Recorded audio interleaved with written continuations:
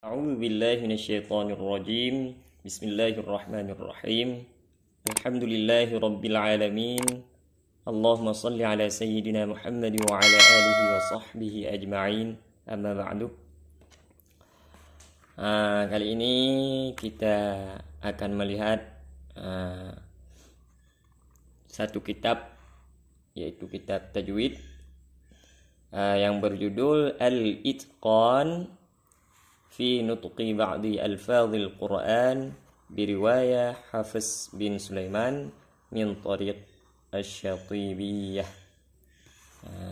Di kitab Al-Itqan ini itu membahas tentang sebahagian lafaz-lafaz dalam Al-Qur'an khusus untuk riwayat Hafiz bin Sulaiman dari Tariq Syatibiyah.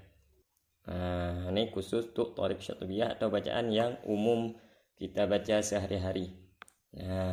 Karena kalau membahas soal Tariq pasti ada perbedaan nanti dengan Tariq Thayyibah. Karena ada namanya Tariq Syatibiyah dan ada dari Tariq Thayyibah. Bahkan Tariq Thayyibah itu bermacam-macam cara baca yang berbeda dengan Tariq Syatibiyah. Ada perbedaan cara bacanya yang mesti kita hati-hati, jangan sampai nanti ketika membaca riwayat Hafiz dari Tariq Syatibiyah tercampur dengan Tariq daripada Thayyibah. Karena dalam Thayyibah itu, Tariq Thayyibah itu mempunyai cabang yang begitu banyak. Jadi untuk kitab Al-Itqan ini dia berbicara tentang khusus lafaz-lafaz, sebagian lafaz daripada Tariq Syatibiyah riwayat Hafiz. Kalimatu yanbaghi al-intibahu laha biriwayatin Hafiz an Asim min Tariq Syatibiyyati. Ini kalimat-kalimat yang sepatutnya diperhatikan ketika kita membaca riwayat Hafiz an Asim daripada Tariq Syatibiyah. Yang pertama yang perlu kita perhatikan selalu ketika membaca riwayat Hafiz Tariq Syatibiyah yaitu al-maddul munfasil at-tawassut. Jadi untuk mad munfasil dia tawassut. Makna tawassut adalah 4 harokat. Untuk Tariq Syatibiyah riwayat Hafiz, mad munfasil dibaca 4 harokat. Wahwal muqaddam, itu adalah wajah yang muqaddam. Dibaca 4 harokat. Au fuwaiqut tawassut, ataupun dibaca fuwaiqut tawassut. Berapa panjang fuwaiqut tawassut itu? 5 harokat.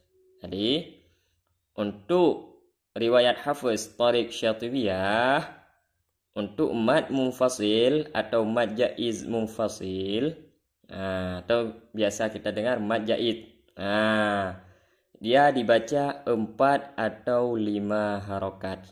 4 lebih utama. Jadi enggak ada 2 harokat. Enggak ada untuk mad jaiz munfasil melalui Tariq Syatibiyah itu enggak ada 2 harokat. Yang ada 4 sama 5 harokat saja. Yang 2 harokat itu untuk Tariq Thayyibah. Jadi jangan sampai kita nanti membaca Al-Quran satu tempat maja'id 2, satu tempat 4, satu tempat 5. Itu tidak dibenarkan karena mencampur adukkan Tariq. Seharusnya kalau kita sudah pakai 4 harokat pada satu tempat, maka tempat yang kedua dan seterusnya sampai kita selesai membaca, maka selalu pakai 4. Ataupun kalau dari pertama kita pakai 5, maka hingga seterusnya sampai kita selesai baca, kita baca dengan 5 harokat. Artinya konsisten. Jangan satu tempat 4, satu tempat 5. Jangan dicampur aduk. Jangan berubah-ubah. Sebagaimana kita ketahui bahwa mad jaiz munfasil itu pengertiannya yaitu apabila ada huruf mad yang bertemu dengan hamzah di lain kalimat. Yaitu apabila ada huruf mad yang bertemu dengan hamzah qata di lain kalimat. Seperti di dalam Tajwidul Musawwar, apa itu mad jaiz munfasil? Huwa ay ya'tiya harful maddi akhiral kalimatil ula wa hamzatul qat'i fi awalil kalimatil lati taliha. Yaitu bahwa datang terdapat huruf mad pada akhir kalimat yang pertama. Untuk akhir kalimat yang pertama ada huruf mad. Kemudian di depannya itu ada hamzah qata pada awal kalimat di depannya. Seperti contoh di sini, bima unzil, bima unzil. Jadi di sini ma depan mim ada alif mad. Alif setelah fathah. Kemudian ini satu kata unzil diawali oleh hamzah qata. Jadi ada mad tabi'i bertemu hamzah di lain kata. Itu tanda mad jaiz munfasil. Contoh lain untuk waw mad. Ini contoh untuk alif mad. Qalu amanna. Contoh dengan ya mad. Wa fi anfusikum. Jadi baik alif mad, waw mad, ya mad bertemu dengan hamzah qata di lain kalimat, itu namanya mad jaiz munfasil.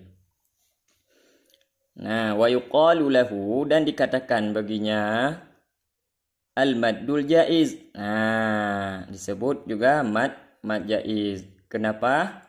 Li ikhtilafil qurra'i fi maddihi wa qasrihi. Karena berbeda para ahli qurra dalam panjangnya, pada panjangnya dan juga pendeknya.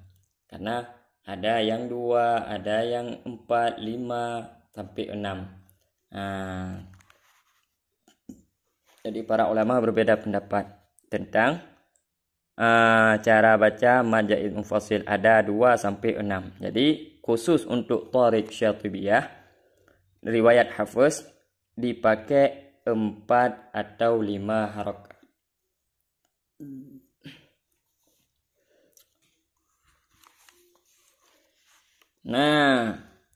Kemudian di sini kalau contoh di sini, ha antum, ha antum. Di sini secara penglihatan mata seakan-akan ini satu kalimat. Perlu diperhatikan, ada penulisan dalam mushaf yang seakan-akan dia satu kalimat, padahal dia 2 kalimat. Di sini jelaskan. Kutibat ya allati linnida. Ya nida itu ditulis. Waha allati litanbih, dan ha untuk tanbih. Ini untuk ya dan ha. Ya-nya disebut ya nida untuk panggilan, dan ha ini untuk peringatan. Ditulis fil mushafil syarifi mahdhufatal alifi mausulatan bima ba'daha. Jadi penulisan ya nida dan ha tambih dalam mushaf itu, dia itu alifnya dibuang. Ni alif depan ya, ha, dan alif di depan ha ditulis dalam Al-Quran dengan dibuang alifnya dan disambungkan dengan kalimat di depannya. Ya, untuk alif pada ya nida dan ha tambih, dia alifnya ini dibuang. Dasarnya memang begini, ya ada huruf mad, alif mad, ha ada alif mad. Tapi dalam Al-Quran itu penulisannya alifnya ini dibuang. Misal contoh ya ayyuha. Asalnya itu ya ini satu kata. Ini ada alif. Dasarnya ya ayyuha. Ya ayyuha. Jadi alifnya dibuang dan disambung dengan hamzah qata langsung penulisannya. Nah, walaupun secara penulisan dia seakan-akan satu kalimat, ini bukanlah satu kata tetapi dua kata. Ianya pisah, tapi karena alifnya dibuang sehingga dia disambung dengan hamzah. Begitu juga dengan ha antum. Alifnya ini, nih, dasarnya kan ha antum. Ha antum. Jadi alif ini dibuang dan ha ini disambung dengan penulisan hamzah qata di depannya. Ha antum. Juga ulaika, misalkan ulai. Masuk ya, masuk ha tambih. Nah, untuk penulisan alifnya dibuang. Ha ula. Nah, jadi jangan sampai mengira bahwa ini mad wajib muttasil, tapi ini mad jaiz munfasil. Nah, oke, sekali lagi untuk kesimpulannya, untuk mad jaiz munfasil dalam riwayat Hafiz, Thariq, Syatibiyah dibaca 4 atau 5 harokat. Semoga dipahami, lebih kurangnya saya mohon maaf. Wassalamualaikum warahmatullahi wabarakatuh.